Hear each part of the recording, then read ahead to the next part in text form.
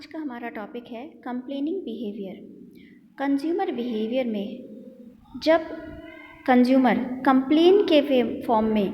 Behave करने लग जाता है तो उसे हम कहते हैं कंप्लेनिंग बिहेवियर। कंप्लेनिंग बिहेवियर का मीनिंग क्या है? नॉर्मली जब कस्टमर किसी सर्विस और गुड्स को इस्तेमाल करने में अनकंफर्टेबल फील करता है तो ऐसी कंडीशन में वो डायरेक्ट अपनी कंप्लेन करता है कि वो डिससेटिस्फाई है, आपके बिज़नेस से डिससेटिस्फाई है। और उसके बाद उसकी जो कंप्लेंट्स होती हैं वो कंप्लेंट्स उसकी कलीग्स के से भी होती है, फैमिली से, फ्रेंड से, वो अपने दूसरे बिज़नेस कॉम्पिटिटर जो होते हैं उन सब से कंप्लेन करता है। अगर हम बात करें तो कई बार हम पॉजिटिव थिंग्स को उतना ज़्यादा नहीं बताते हैं लोगों को, लेकिन हम नेगेटिव इम्पैक्ट, अगर हमें किसी सामान को इस्तेमाल करने में कुछ ख़राब हमें एक्सपीरियंस हुआ तो हम उस ख़राब एक्सपीरियंस को बहुत जल्दी शेयर करना पसंद करते हैं। कस्टमर कंप्लेंट स्टेटस की अगर हम बात करें तो जब कभी कोई बिज़नेस अपने कस्टमर कंप्लेन के बारे में रिसर्च करते हैं तो वो देखते हैं कि बहुत से कस्टमर्स की जो कंप्लेन है वो वैलिड है और वो दूसरे कस्टमर को ये बताना पसंद नहीं करते कि आपकी कंप्लेन हाँ वैलिड है और हम इस तरह की प्रॉब्लम्स को फेस कर रहे हैं। नॉर्मली जो बिज़नेस हो, जो ऑर्गेनाइजेशन होती है वो जानती है कि कहीं ना कहीं इस तरह की कंप्लेन हो सकती है या जो कस्टमर कंप्लेन कर रहा है उस कंप्लेन में वैलिड कंप्लेंट्स इंक्लूड होती हैं। फिर भी वो उस बात को अगर हम एक आंकड़ों की बात करें, डाटा की बात करें तो कई बार वो जो डाटा होते हैं वो बहुत ज़्यादा होते हैं और वो डिससेटिस्फाइड कस्टमर के डाटा ज़्यादा होते हैं। और ये बात फैक्ट है कि हम अपनी सक्सीड की स्टोरी कि हमने उस सामान का इस्तेमाल किया और हम बहुत खुश हैं इस सामान को इस्तेमाल करके, तो उससे ज़्यादा हम उस बात को बताना ज़्यादा पसंद करते हैं कि हमने यह सामान इस्तेमाल किया लेकिन इस सामान को इस्तेमाल करते समय हमें बहुत सारी परेशानियाँ आई। तो कई बार हम अपने सामने आने वाली परेशानियों को ज़्यादा बताते हैं, ना कि हम किसी काम को करते हुए आसान हम सेटिस्फाई हैं उस काम को, उस चीज़ को हम थोड़ा कम बताते हैं। तो एक तरह से अगर हम बात करें कि हम बिज़नेस ऑर्गेनाइजेशन अगर एक फ्रेंड की तरह बिहेव करें कि हाँ हम आपका फीडबैक लेना चाहते हैं, आप अपने एक्सपीरियंस बताएं और हम बहुत खुश होंगे अगर आप हमसे कंप्लेन करेंगे। तो ये सब चीज़ें क्या होती हैं, ये सब चीज़ें आपको कस्टमर के साथ जुड़ने के लिए बहुत ज़्यादा हेल्प करती हैं और आपके जो डाटा हैं वो धीरे धीरे कम भी होने शुरू हो जाते हैं। ये जो कंप्लेंट्स हैं, ये कस्टमर जो डिससेटिस्फाई कस्टमर होता है वो सोशल मीडिया को भी इस्तेमाल करता है, ऑनलाइन ऑडियंस के बारे में वो बताता है कि हाँ हमने ये सामान यूज़ किया और इस सामान में हमें ये अच्छाई मिली और ये उसमें हमें कमियां भी मिली। अगर आप लोग देखेंगे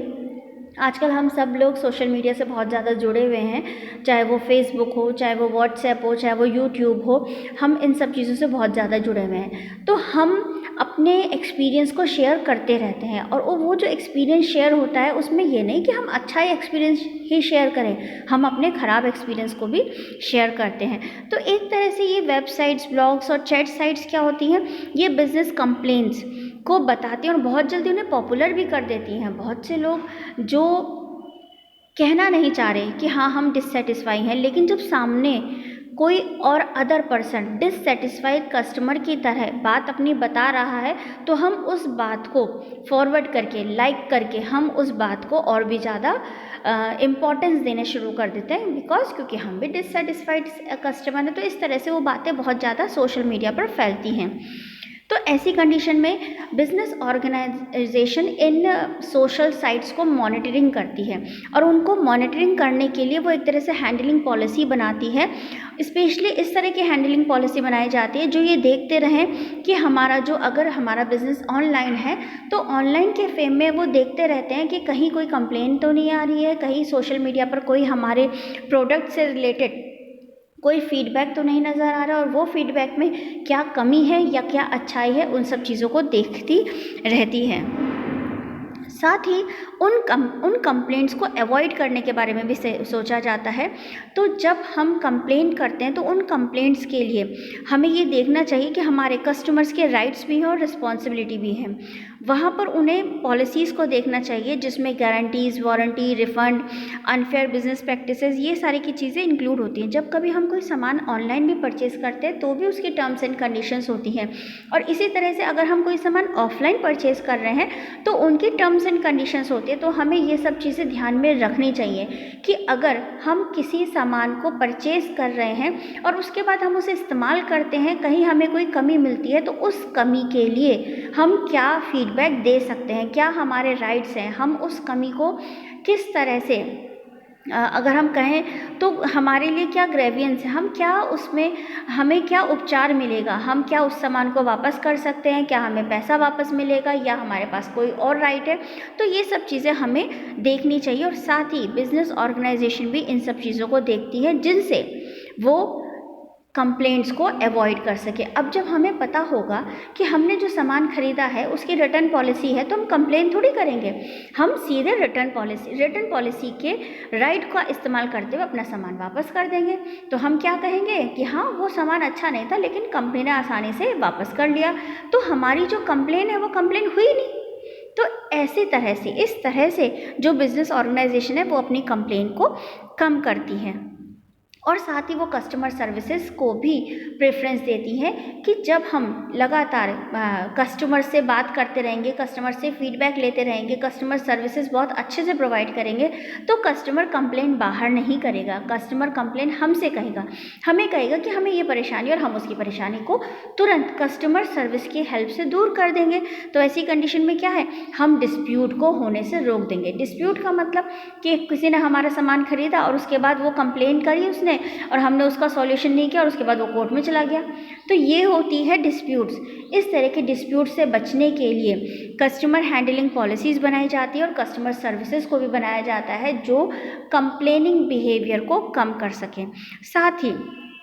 ये भी देखा जाता है कि कैसे कस्टमर हैं जो कंप्लेन कर रहे हैं, और उसके लिए गवर्नमेंट चैनल्स बनाए जाते हैं जो उन चैनल्स पे आकर वो अपनी कंप्लेन को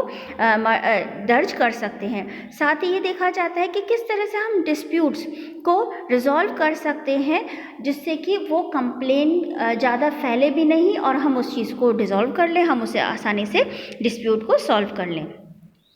जो हमारी कंप्लेंट्स हैंडलिंग पॉलिसीज़ है ये क्या होती हैं, ये जो कंप्लेंट हैंडलिंग पॉलिसीज़ होती है ये हमें और हमारे कस्टमर को एक बहुत ही क्लियर और कंसिडर्ड प्रोसेस देती है कि किस तरह से हम मैनेज कर सकते हैं और रिजॉल्व कर सकते हैं कस्टमर्स की कंप्लेंट को। ये जो कंप्लेंट हैंडलिंग पॉलिसी होती है ये बिजनेस ऑर्गेनाइजेशन के लिए होती है कि किस तरह से आपके पास कंप्लेन आई और किस तरह से आपने उस कंप्लेन को सॉल्व किया। हम अपनी खुद की पॉलिसी बनाते हैं, हर बिजनेस अपने हिसाब से पॉलिसी बनाता है, और जिसकी वजह से वो कॉन्फिडेंस क्रिएट करते हैं कि अगर कोई कस्टमर कंप्लेन करेगा तो नहीं, हमारे पास पॉलिसी है और हम उस चीज़ को बहुत अच्छे से सॉल्व कर सकते हैं। अगर हमारी जो ये कंप्लेंट हैंडलिंग पॉलिसी होती है ये हमें अपॉर्चुनिटी देती है कि हम कस्टमर से कह सकें कि हम बहुत ही क्लियर, बहुत ही प्रॉम्प्ट प्रोसेस से कंप्लेंट्स को हैंडल करते हैं और हम वेलकम करते हैं आपके फीडबैक का, आइए और आप हमें बताइए, और हम आपके पॉजिटिव एटीट्यूड्स को डिस्कशन और कंटिन्यूस इम्प्रूवमेंट के लिए हम वेलकम करते हैं। अगर आप सबने देखा होगा तो टीवी पर जब ऐड आता है कि एयरटेल का कि हम चाहते हैं कि धीरे धीरे 0% ज़ीरो कंप्लेन हो जाए, कि एयरटेल इतना ज़्यादा अपने को सुधार कर ले एयरटेल कंपनी कि वो ज़ीरो कंप्लेन हो जाए। अब ज़ीरो कंप्लेन का मतलब क्या है, पहले तो कंप्लेन रही होंगी ना, लेकिन उन्होंने कंप्लेंट्स हैंडलिंग पॉलिसी इतनी अच्छी बनाई कि वो उन कंप्लेंट्स को वेलकम कर रहे हैं कि नहीं, आप हमें कंप्लेन कीजिए, हम उसका सुधार कर देंगे, तो उसके बाद फिर वो कंप्लेन आनी बंद हो जाएगी। तो धीरे धीरे जैसे जैसे हम कंप्लेन करते जा रहे हैं वो उस कंप्लेन को सॉल्व करते जा रहे हैं, सुधार करते जा रहे हैं। तो अब अगर हम कह रहे हैं कि नहीं हमें सिग्नल कम मिल रहे हैं, अब उन्होंने अगर थोड़ी दूर पर जगह जगह उन्होंने एयरटेल के टावर लगा दिए तो हमें सिग्नल पूरे मिलने शुरू हो गए। अब जब हमें सिग्नल पूरे मिलने शुरू हो गए तो क्या है, इस तरह की शिकायतें बंद हो जाएंगी। फिर कोई और शिकायत किसी और तरह की शिकायत। तो ये जो कंप्लेन है, ये कंप्लेन को रिजॉल्व जब तक हम करते रहेंगे तो धीरे धीरे एक समय ऐसा आएगा कि जब हम सारी कंप्लेन को सॉल्व कर चुके हैं, या अगर 100 में से 10 रह जाती हैं तो उसको हम मानते हैं कि नहीं, हमने तो 90% तो हमने कंप्लेन को सॉल्व कर दिया। तो वही कंप्लेन हैंडलिंग पॉलिसी है कि हमारी पॉलिसी कैसी है और उस पॉलिसी के हिसाब से हम किस तरह से कस्टमर की कंप्लेंट्स को सॉल्व कर रहे हैं। अब ये जो कंप्लेंट्स हैंडलिंग पॉलिसी है, इसमें क्या क्या चीज़ें होनी चाहिए। ये जो पॉलिसी है ये हमारे कस्टमर के फीडबैक को बताती है, ये कस्टमर को बताती है कि किस तरह से आपकी फ़ीडबैक हमारे लिए बहुत इंपॉर्टेंट है। बहुत सी कंपनीज़ अपने पैकेजिंग के साथ फीडबैक फॉर्म भी करती हैं कि आपके फ़ीडबैक हमारे लिए बहुत ज़रूरी है, आप हमारा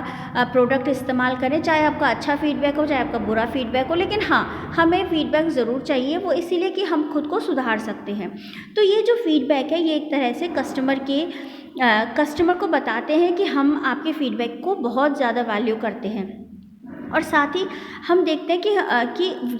ये पॉलिसी ये कमिट भी करती है कि हम क्विकली आपकी कंप्लेंट्स को रिजॉल्व करने की पूरी कोशिश करेंगे और हम बहुत एफिशिएंटली आपके प्रॉब्लम्स को सॉल्व करेंगे, बहुत फेयरली आपकी प्रॉब्लम्स को सॉल्व करेंगे और बहुत समझदारी से हम आपकी प्रॉब्लम्स को सॉल्व करते रहेंगे। तो यहाँ पर ये जो कंप्लेन हैंडलिंग पॉलिसी ये बताती है, स्टेप्स बताते हैं कि किस तरह से आप कंप्लेन कर सकते हैं, और ये साथ ही स्टेप्स को आइडेंटिफाई भी करती है कि किस तरह से आप डिस्कस कर सकते हैं, कंसिडर कर सकते हैं, आप कैसे एड्रेस कर सकते हैं और किस तरह से आप अपनी कंप्लेन को रिजॉल्व कर सकते हैं। और साथ ही ये सॉल्यूशन भी बताते हैं कि अगर आपकी कोई कंप्लेन है तो उसका सॉल्यूशन क्या होगा। और साथ ही ये कस्टमर को ये भी बताती है कि हमने कंप्लेन को सॉल्व कर दिया और अब हम इस तरह की कंप्लेन से खुद को उबार रहे हैं, हम खुद को और ज़्यादा इम्प्रूव कर रहे हैं कि अब हमारे बिजनेस में इस तरह की कोई भी कंप्लेन नहीं होगी। तो ये सारी चीज़ें हैं जो एक अच्छी कंप्लेन हैंडलिंग पॉलिसी में होनी चाहिए। तो अगर हम बात करें तो ये सभी जितनी भी प्रोसीजर हैं, जितने भी स्टेप्स हैं, ये सारे स्टेप्स एक तरह से कंप्लेन को कम से कम करने के लिए किए जाते हैं और जो कंप्लेनिंग बिहेवियर है उसे सॉल्व करने के लिए किए जाते हैं।